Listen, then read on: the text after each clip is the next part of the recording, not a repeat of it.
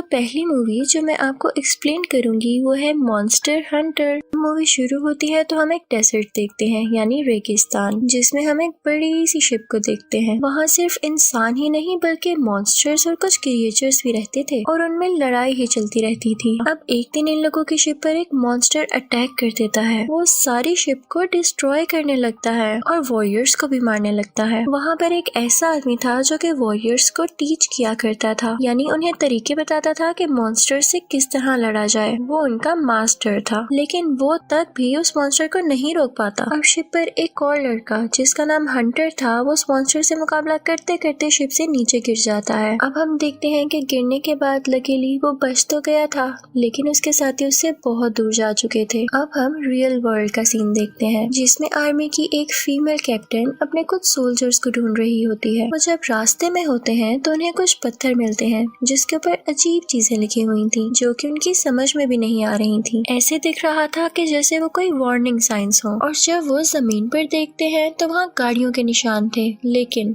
हैरत की बात ये थी कि वहाँ पर दूर दूर तक कोई भी गाड़ी नजर नहीं आ रही थी। उनको समझ नहीं आ रहा था कि उनके सोल्जर्स यहाँ से आगे कहाँ जा सकते हैं कि तभी वो फीमेल कैप्टन देखती है कि दूर से एक तूफान आ रहा है और वो आर्मी से दूर जाने का कहती है। अब वो सब वहाँ से बाहर निकलने लगते हैं तो तभी वो पत्थर जिन पर कुछ लिखा हुआ था वो चमकने लगते हैं। अब अपनी जान बचाते बचाते वो लोग एक रेगिस्तान में आ गए थे। शुक्र है कि अब तूफान भी थम चुका था। वो लोग काफी सोचने समझने की कोशिश करते हैं कि हम आखिर आ कहाँ गए हैं, लेकिन वो इस बात का पता नहीं लगा पाते। इनफैक्ट तूफान की वजह से वो लोग न्यू वर्ल्ड में आ गए थे कि तभी वहाँ पर वो फीमेल कैप्टन देखती है कि उसके सोल्जर्स और गाड़ियाँ वहाँ पर हैं, लेकिन वो सब के सब मरे हुए थे। और सबसे ज्यादा डरा देने वाली बात ये थी कि वहाँ पर कोई गन नहीं थी, न ही कोई ऐसा निशान जिससे पता चले कि उन्हें किसी ने मारा है। फीमेल कैप्टन कहती है कि ऐसे बैठे बिठाए तो इस राज का पता नहीं चल सकता, तो क्यों न हम आगे बढ़े। और वो लोग अपनी गाड़ियाँ लेकर आगे निकल जाते हैं। अब वो एक जगह से गुजर रहे होते हैं तो उनके आसपास एक बहुत बड़ी चीज होती है, जो कि इनफैक्ट किसी बड़े से जानवर का स्केलेटन था। उसी जगह पर हम हंटर को भी देखते हैं जो कि शिप से गिर गया था, और फिर हम उस मॉन्स्टर को भी देखते हैं जिसने शिप पर अटैक किया था और वो उन लोगों की तरफ बढ़ने लगता है। जैसे ही आर्मी ये देखती है तो वो लोग वहाँ से भागने की कोशिश करते हैं, लेकिन मॉन्स्टर उन्हें भागने नहीं देता और उनकी जीप को डिस्ट्रॉय कर देता है। अब फीमेल कैप्टन और उसके कुछ ही सोल्जर्स बचे थे तो वो उनको लेकर एक केव में आ जाती है। इन सबको ना पाते हुए वो मॉन्स्टर जमीन के अंदर चला जाता है, लेकिन उस तरफ ये लोग केव में देखते हैं कि एक स्पाइडर जैसा मॉन्स्टर इन पर अटैक करने वाला है। वो दिखने में बहुत ही खौफनाक था।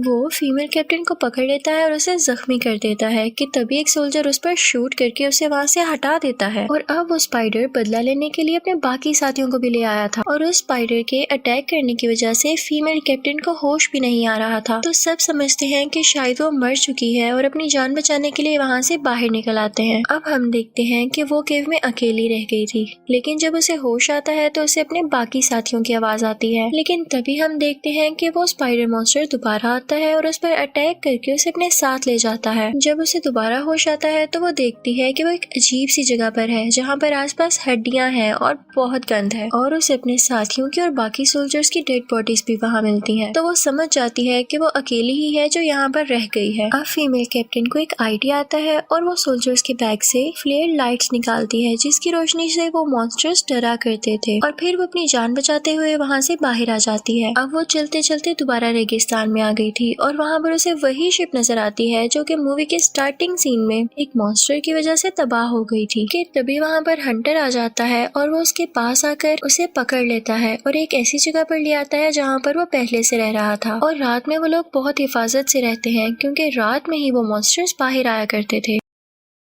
अब सुबह हंटर उस कैप्टन को एक जगह पर लेकर आता है जहाँ पर दूर से वो तूफान नजर आ रहा था। वो कैप्टन सोचती है कि जैसे तूफान से वो इस दुनिया में आई तो इसी तूफान के पास जाने से वो रियल वर्ल्ड में भी वापस जा सकती है, लेकिन ये काम बहुत ही मुश्किल था क्योंकि वहाँ पर बहुत बड़ा मॉन्स्टर था जिसने वो शिप तबाह की थी। अब यहाँ वो और हंटर समझ चुके थे कि उन्हें एक दूसरे का साथ देना होगा, वरना उनमें से कोई भी अपनी दुनिया में वापस नहीं जा सकता। और फिर वो दोनों मिलकर प्लानिंग करने लगते हैं। वो कहता है कि एक मॉन्स्टर ही दूसरे मॉन्स्टर को मार सकता है। और वो जो स्पाइडर मॉन्स्टर है वो बहुत जहरीला है और उसके एक टेंटिकल में ही इतना जहर है कि वो उस मॉन्स्टर को मारने के लिए काफी है। तो हमें बस वो चाहिए। अब हंटर उसको एक प्लान बताता है। वो फीमेल कैप्टन से कहता है कि देखो जब रात होगी ना तो तुम वहाँ पर जाना और उस मॉन्स्टर को किसी तरह बाहर बुलाना। मैंने ऑलरेडी वहाँ पर ट्रैप लगाया होगा और जैसे ही वो बाहर आएगा तो वो उसमें फंस जाएगा। और शाम होने पर वो फीमेल कैप्टन वैसा ही करती है। अब वो मॉन्स्टर जब बाहर आता है तो उस ट्रैप में फंस जाता है और फिर हंटर उस पर अटैक करता है जिसकी वजह से वो मॉन्स्टर मर जाता है। और फिर वो उसका टेंटिकल काटता है जिसके अंदर जहर था और उसको लेकर फीमेल कैप्टन के साथ वहाँ से चला जाता है। और फिर केव में आकर वो उससे सारा जहर निकाल लेते हैं। सुबह होने पर हंटर फीमेल कैप्टन को सिखाता है कि मॉन्स्टर से मुकाबला कैसे करना है। और फिर हम देखते हैं कि वो दोनों उसी शिप में जाते हैं और वहाँ से कुछ सामान लेकर उस बड़े मॉन्स्टर को मारने के लिए तैयारी करते हैं। अब वो दोनों रेगिस्तान की तरफ आ जाते हैं और उन्हें वो बड़ा मॉन्स्टर भी वहाँ दिख जाता है। हंटर एक तीर लेता है और उस पर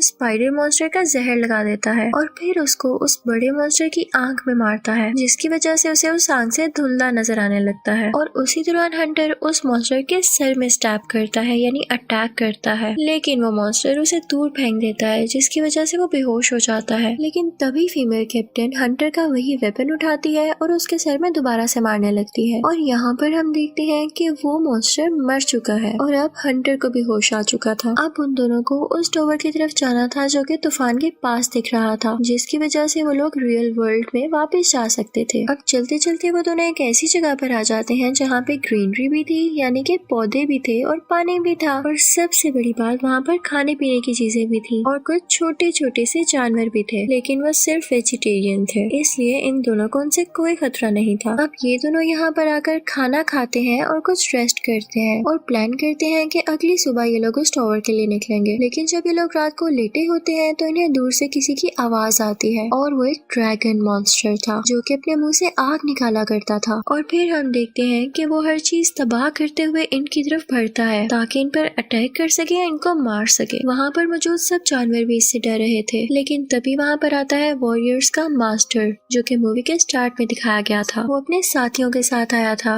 और यहाँ पर वो इन दोनों को बचा लेता है। वो बताता है कि कुछ लोगों ने रियल वर्ल्ड से यहाँ पर आने के लिए एक टॉवर बनाया ताकि उसको यूज करके वो अपनी दुनिया में वापस आ जा सके, और उसी टॉवर की हिफाजत करने के लिए उन्हीं लोगों ने ये मॉन्स्टर्स बनाए थे। और ये इतना पावरफुल हो गया कि इसे मारना नियरली इम्पॉसिबल है। और ये ड्रैगन मॉन्स्टर ही सबसे ज्यादा ताकतवर है जो कि अपने मुंह से आग निकालता है। लेकिन जब तक उन लोगों को अपनी गलती का एहसास हुआ तो वो लोग भी मारे जा चुके थे, और उनमें से जो भी लोग बचे उन्होंने यही सोचा कि वो मॉन्स्टर्स को हंट किया करेंगे, यानी उन्हें ढूंढकर मार दिया करेंगे। और हम वॉरियर्स का भी यही काम है, और हम ये भी चाहते हैं कि हम टॉवर को बंद कर दें ताकि यहाँ से कोई मॉन्स्टर रियल वर्ल्ड में न जा सके। लेकिन वो चाहता था कि वो इनकी भी मदद करे। अब अगले दिन ये तीनों उस टॉवर के पास जाते हैं, लेकिन वो देखते हैं कि उसके आसपास काफी ज्यादा लावा है, और तभी वहाँ पर वो ड्रैगन मॉन्स्टर भी आ जाता है जो कि उन वॉरियर्स को जलाने लगता है और टॉवर के सामने आकर खड़ा हो जाता है। सब लोग उस पर अटैक कर रहे होते हैं लेकिन उसे कुछ भी नहीं होता। अब हम देखते हैं कि टॉवर का वो एरिया जिससे रियल वर्ल्ड में जाया जा सकता है वो उस ड्रैगन की आग की वजह से एक्टिवेट हो गया था, और इसी बात का फायदा उठाते हुए फीमेल कैप्टन जल्दी से उसमें जंप लगाने लगती है। लेकिन ड्रैगन उसके पीछे भी आ जाता है और उस पर अपनी आग फेंकता है, लेकिन लकीली वो उसमें जंप कर ही लेती है और वो रियल वर्ल्ड में आ चुकी थी। अब वो देखती है कि रियल वर्ल्ड में भी सर्च ऑपरेशन चल रहा था, यानी कि जो मिसिंग सोल्जर्स थे आर्मी उनको ढूंढ रही थी। और जैसे ही वो फीमेल कैप्टन को देखते हैं तो वो उसको उठाकर अपने साथ ले आते हैं। वो उससे पूछते हैं कि बाकी सोल्जर्स कहाँ हैं, कि तभी हम देखते हैं कि हेलीकॉप्टर के सामने वही तूफान आने लगता है और उसमें वो ड्रैगन मॉन्स्टर भी था, और वो इनफैक्ट उसी के साथ आया था जब वो रियल वर्ल्ड में जंप कर रही थी। वो इन पर अटैक करता है जिसकी वजह से हेलीकॉप्टर क्रैश हो जाता है, लेकिन वो फीमेल कैप्टन उस हेलीकॉप्टर से बाहर आ जाती है और बच गई थी। लेकिन वो ड्रैगन मॉन्स्टर अभी भी उसके सामने था। लेकिन आखिर वो कैप्टन थी तो वो सोचती है कि मैं इससे बिल्कुल भी नहीं डरूंगी और इसका मुकाबला करूंगी। जब वो ड्रैगन अपना मुंह खोला करता था तो एयर अंदर जाने से उसके मुंह में गैस बना करती थी जिससे वो आग बनाकर बाहर फेंकता था। लेकिन यहाँ पर जैसे ही वो अपना मुंह खोलता है और उसके मुंह में गैस बन रही होती है तो फीमेल कैप्टन एक एरो पर आग लगाकर उसके मुंह में फेंक देती है, जिसकी वजह से उसके मुंह में और उसके पूरे गले में आग फैल जाती है और वो खुद भी इस आग से तड़पने लगा था क्योंकि उसकी अपनी आग नहीं थी। वो समझती है कि शायद उसने इसको मार दिया है और काफी खुश हो जाती है, लेकिन तभी वो ड्रैगन फिर से उठ खड़ा होता है और उस पर अटैक करने लगता है। लेकिन तभी हंटर भी वहाँ पर आ जाता है और एक एरो के साथ एक बॉम्ब लगा देता है और उसकी तरफ शूट करता है। तीर सीधा उसको जाकर लगता है और एक बहुत बड़ा ब्लास्ट होता है और इस ब्लास्ट से उस मॉन्स्टर की नेक ही नहीं बल्कि पूरी की पूरी बॉडी जलने लगती है, जिससे वो और भी ज्यादा तड़पने लगता है और वो यहाँ पर फाइनली मारा जाता है। अब हंटर और फीमेल कैप्टन काफी खुश थे कि उन दोनों ने इस मॉन्स्टर को मार दिया था। कि तभी वो मास्टर वहाँ पर आता है और कहता है कि मैं बहुत खुश हूँ कि हमने उसको मार डाला और हम रियल वर्ल्ड में आ ही गए। कि तभी वो लोग देखते हैं कि एक और तूफान उनकी तरफ बढ़ रहा है, तो वो समझ जाते हैं कि उस जगह से कोई मॉन्स्टर उनकी दुनिया में आ रहा है। तो फीमेल कैप्टन कहती है कि हमें जल्द से जल्द वो रास्ता बंद करना होगा। अब वो मॉन्स्टर जो वहाँ पर आ चुका था वो तीनों उससे मिलकर मुकाबला करते हैं और वो तीनों उस पर अटैक कर रहे थे कि उसे मार दें। कि तभी हम देखते हैं कि कोई आदमी उन पर नजर रखे हुए था और इसी के साथ ये मूवी मॉन्स्टर हंटर खत्म हो जाती है। तो अब बारी आती है दूसरी मूवी सेवंथ सन की। तो मूवी शुरू होती है बहुत सालों पहले के एक सीन से, जहाँ पर एक आदमी जिसका नाम ग्रेगरी होता है वो एक जगह पर एक विच को बहुत ही ज्यादा गहरी टनल में बंद करके वहाँ से चला जाता है। अब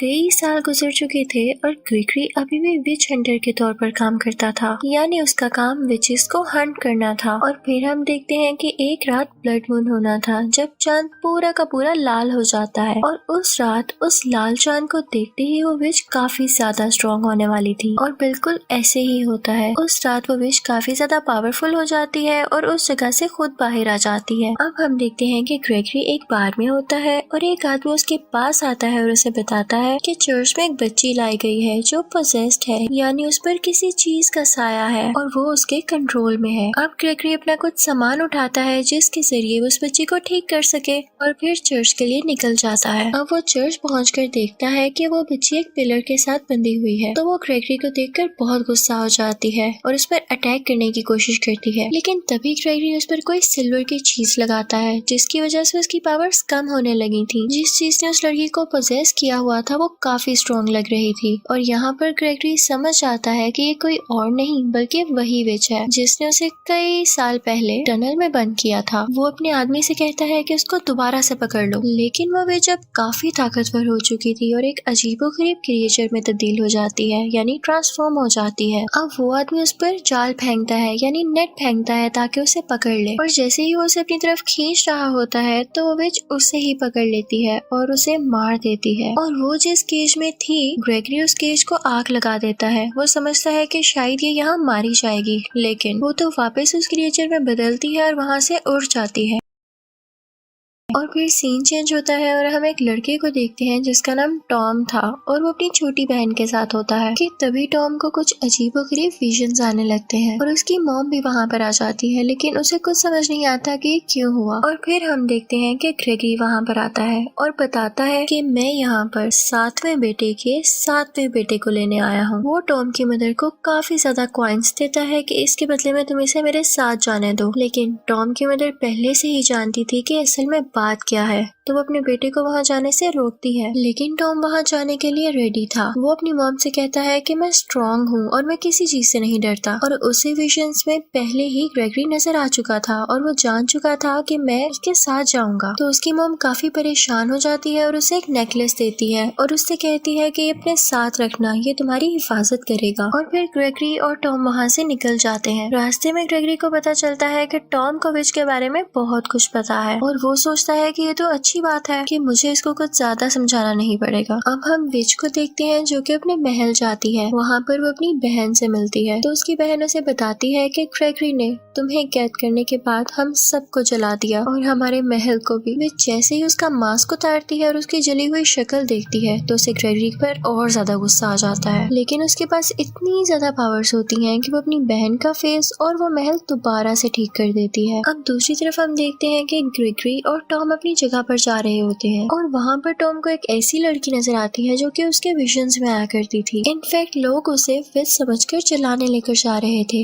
लेकिन टॉम उन्हें रोकता है और उनसे कहता है कि ये बहुत खतरनाक विच है और तुम्हारे काबू में नहीं आने वाली, तो मैं इसे खुद संभाल लूंगा। वो सब भी जानते थे कि ये ग्रेगरी का आदमी है, तो उस पर ट्रस्ट करके ये उसे दे देते हैं। उस लड़की का नाम एलिस था। उसके हाथ बंधे हुए थे, लेकिन टॉम उसके हाथ खोल देता है और उसे जाने का कहता है और फिर हम देखते हैं कि वो महल की तरफ जाती है। इनफैक्ट वो उस विच की भांजी थी और विच की बहन की बेटी, यानी वो एक विच फैमिली से ताल्लुक रखती थी, बिलोंग करती थी। और फिर हम देखते हैं कि ग्रेगरी और टॉम घर की तरफ जा रहे होते हैं। वो एक जंगल से गुजरते हैं और जंगल में उन्हें काफी अजीब अजीब चीजें दिखती हैं। टॉम थोड़ा थोड़ा डरने लगता है तो ग्रेगरी उसे कहता है कि परेशान नहीं हो, ये यहाँ पर बहुत ज्यादा है पर तुम्हें कोई नुकसान नहीं पहुँचाएंगे। और यहाँ पर टॉम को फिर से विजन्स आने लगते हैं और वो उस विच को देखता है और बेहोश हो जाता है। और जब उसको होश आती है तो वो देखता है कि वो एक छोटी सी बोट में है और उसके सामने एक अजीबोगरीब क्रिएचर है। अब ग्रेगरी टॉम को अपने घर ले आता है और उससे कहता है कि मैं तुम्हें ट्रेन करूंगा कि विच को कैसे हराना होता है। अब रात होती है तो टॉम को किसी की आवाज आती है और वो चेक करने के लिए बाहर जाता है तो वो देखता है कि एक लोहे का स्टैचू है जो कि दिखने में बिल्कुल बेजान लग रहा था। जब उसके पास जाता है तो उसमें जान आ जाती है और वो उस पर अटैक करने लगता है, लेकिन ग्रेगरी फौरन वहाँ पर आकर टॉम को बचा लेता है और फिर उसे विच के बारे में बताने लगता है और उसे ट्रेनिंग देने लगता है कि उसको कैसे हराया जाए। और फिर हम देखते हैं कि सुबह उस जगह के कुछ लोग और सोल्जर्स आते हैं जो कि ग्रेगरी को लेने आए थे, क्योंकि उन लोगों ने एक बहुत अजीबोगरीब क्रिएचर पकड़ रखी थी और उन्हें वहाँ पर ग्रेगरी की जरूरत थी। वो इनफैक्ट उसी विच की भेजी हुई क्रिएचर थी। ग्रेगरी उसके पास जाता है और उसे कंट्रोल कर लेता है और उससे कहता है कि तुम्हारी जो भी असली शक्ल है पहले उसमें आओ। तो वो अपनी असली शक्ल में आ जाता है और ग्रेगरी उसे मारने लगता है। फिर वो टॉम से कहता है कि इसको आग लगा दो, लेकिन टॉम यहाँ पर डरा हुआ था। वो कहता है कि मैं किसी की जान कैसे ले सकता हूँ। ग्रेगरी को गुस्सा आता है कि अगर तुम ऐसे ही करने लगे तो कैसे मुकाबला कर सकोगे, तो वो खुद ही उसको आग लगा देता है। वहाँ पर एलिस भी मौजूद थी जो कि असल में उन पर स्पाई कर रही थी, यानी उन पर नजर रखे हुए थी। वो टॉम के पास आती है और उससे बातें करने लगती है कि तुम एक अच्छे इंसान हो। वो दोनों ही इनफैक्ट एक दूसरे को पसंद करने लगे थे, लेकिन तभी टॉम को दोबारा से विजन्स आने लगते हैं। वो देखता है कि विच ग्रेगरी को मार रही है और पूरा का पूरा शहर डिस्ट्रॉय हो गया है। अगली सुबह वो ग्रेगरी के पास जाता है तो ग्रेगरी उसे कोई स्टोरी सुनाता है कि जब मैं जवान हुआ करता था तो मुझे उस विच से प्यार हो गया था, लेकिन मैं शादीशुदा था और उसने मेरी बीवी को मार दिया। ये सब मुझे बुरा तो बहुत लगा, लेकिन मैं उसे फिर भी नहीं मार पाया क्योंकि मैं उससे मोहब्बत करता था। लेकिन किसी की जान लेने पर मैंने उसे सजा तो देनी थी, इसलिए मैंने उसे एक ऐसी जगह पर बंद कर दिया जहाँ से वो आ नहीं सकती थी। लेकिन फिर एक दिन वो इतनी पावरफुल हो गई कि उसने खुद को आजाद कर लिया और इसी बात का वो बदला लेना चाहती है। अब वो दोनों विच के किले की तरफ निकल पड़ते हैं, लेकिन रास्ते में उन्हें एक बहुत बड़ा मॉन्स्टर दिखाई देता है। ग्रेगरी उसे पानी में जंप लगाने के लिए कहता है। दरअसल उसको ये लग रहा था कि वो क्रिएचर पानी से डरता होगा, लेकिन ऐसा नहीं होता। वो भी उनके साथ पानी में जंप कर देता है और टॉम को पकड़ लेता है। ग्रेगरी तो किनारे पर आ चुका था, लेकिन टॉम पानी में ही था। अब हम देखते हैं कि उसी जगह आबशार से गिरते गिरते टॉम उस पर अटैक कर देता है, जिसकी वजह से वो मारा जाता है और टॉम भी सेफली किनारे पर आ जाता है। लेकिन उस विच की बहन वहाँ पर ऑलरेडी होती है और वो टॉम के सामने आ जाती है उसे मारने के लिए। वो उसको इसलिए मारना चाहती थी ताकि वो उसकी बेटी एलिस के साथ ना रहे। वो अपनी स्वर्ड उसकी तरफ बढ़ा ही रही होती है कि वो अपनी मॉम का दिया हुआ नेकलेस उसकी नोक के आगे कर देता है, जिसकी वजह से वो बच जाता है। वो बहुत हैरान होती है कि ये नेकलेस तो हमसे बिलोंग करता है, ये तो हमारी क्वीन का है, और हैरान होते हुए एक क्रिएचर बनकर वहाँ से उड़ जाती है। अब टॉम ग्रेगरी के पास जाता है और उस नेकलेस के बारे में पूछता है कि इतना स्ट्रॉन्ग कैसे है। तो ग्रेगरी उसे बताता है कि विचेस की जो क्वीन थी ये उसका स्टोन था और जब तक ये स्टोन उसके पास रहा वो बहुत पावरफुल रही, लेकिन एक विच ने इसे चोरी कर लिया था और उसी की वजह से मैं उसको हरा सका। और यहाँ हमें पता चलता है कि टॉम की मदर भी एक विच है। अब दूसरी तरफ हम देखते हैं कि एलिस ने विच को बता दिया है कि उन लोगों ने उस क्रिएचर को मार दिया है। तो विच एलिस से कहती है कि अब तुम्हारी टर्न है, तुम्हारी बारी है कि तुम टॉम को मार दो। तो एलिस कहती है कि नहीं, मैं ऐसा नहीं कर सकती। तो विच कहती है कि ठीक है, अगर तुम उसकी जान नहीं लेना चाहती तो उसके पास जो नेकलेस है यानी जो स्टोन है वो तुम्हें मेरे पास लाना होगा। अब जैसे ही एलिस टॉम से वो नेकलेस लेने के लिए जाती है तो वो अपने 4 पावरफुल साथियों के साथ उस सिटी पर हमला कर देती है। वो पूरे शहर में तबाही मचाने लगते हैं और लोगों को मारने लगते हैं। टॉम की मदर भी वहीं पर थी, लेकिन सब कुछ जानते हुए भी वो वहाँ से भाग नहीं सकती थी, और क्योंकि वो अपनी बेटी को बचाना चाहती थी तो वो विच के साथियों को मारने लगती है। और जब विच उसे देखती है तो वो जान जाती है कि ये तो हमारा ही पार्ट थी और हमसे दूर भाग गई थी। उसे इस बात का बहुत गुस्सा था तो वो जाती है और उसको मार देती है। और फिर हम देखते हैं कि एलिस टॉम के पास जाती है और उससे मीठी मीठी बातें करके उसका वो नेकलेस चुरा लेती है। लेकिन ग्रेगरी ये सब कुछ देख लेता है और वो चाहता था कि अब वो एलिस को मार दे क्योंकि वो लड़की उनके लिए ठीक नहीं थी। लेकिन टॉम ग्रेगरी को मना करता है और एलिस को जाने के लिए कहता है। लेकिन ग्रेगरी उसे गुस्से से कहता है कि वो तुम्हारा नेकलेस चुरा कर ले गई और तुम इस तरह कर रहे हो। जब टॉम ये देखता है तो वो भी एलिस के पीछे भागता है, लेकिन विच का एक आदमी उसे आकर रोक लेता है और तभी ग्रेगरी भी वहाँ पर आ जाता है और टॉम का साथ देता है। लेकिन इसी दौरान टॉम जमीन के अंदर एक गड्ढे में गिर जाता है और उसके साथ ग्रेगरी का वो साथी क्रिएचर भी था। वहाँ पर टॉम की मॉम की सोल आती है और उसे बताती है कि तुमने घबराना नहीं है, तुम विच को एक दिन जरूर हराओगे। और फिर हम देखते हैं कि टॉम वहाँ से निकल आता है और आगे की तरफ बढ़ता है। एलिस ने वो नेकलेस यानी स्टोन विच को दे दिया था और ब्लड मून निकलने में कुछ ही वक्त बाकी था। और इससे पहले वो लोग ग्रेगरी को हिप्नोटाइज कर चुके थे, यानी अपने कंट्रोल में कर चुके थे। लेकिन तभी हम एक अजीब चीज देखते हैं कि एलिस विच से वही स्टोन दोबारा लेकर वहाँ से भागने लगती है और सब लोग उसको देखकर हैरान रह जाते हैं और उसका पीछा करने लगते हैं। अब वो विच एक मॉन्स्टर बन जाती है और उसे रोकने के लिए उसके पीछे जाती है, लेकिन उसकी बहन अपनी बेटी को बचाना चाहती थी। वो विच को रोकती है और अपनी बेटी को बचाने लगती है। वो दोनों आपस में ही फाइट करने लगती हैं। इसी दौरान टॉम भी वहाँ पर पहुँच जाता है और उसको स्टोन यानी अपना नेकलेस भी मिल जाता है। विच का एक मॉन्स्टर ग्रेगरी पर अटैक करने लगता है, लेकिन ग्रेगरी उसे मार देता है और टॉम भी विच के सब क्रिएचर्स और मॉन्स्टर्स को मार देता है। विच अपनी बहन को मार देती है क्योंकि वो एलिस को जो बचा रही थी। ग्रेगरी उसे विच पर अटैक करता है और विच ग्रेगरी को मारने की कोशिश करने लगती है कि तभी वहाँ पर टॉम आ जाता है और टॉम अपना चाकू निकालता है और विच के पेट में दे मारता है। वो काफी ज्यादा जख्मी हो चुकी थी और वीक होने लगी थी और फिर ग्रेगरी और टॉम उसे आग लगा देते हैं। टॉम में भी ये पावर्स आ चुकी थी कि वो विच को हंट कर सकता था और फिर वो दोनों वहाँ से चले जाते हैं। टॉम के साथ अभी भी वो अच्छी क्रिएचर थी जो कि ग्रेगरी की दोस्त थी और अब वो मिल के विचेस को हंट किया करते थे। और इसी के साथ ये मूवी एंड हो जाती है। Thank you for watching.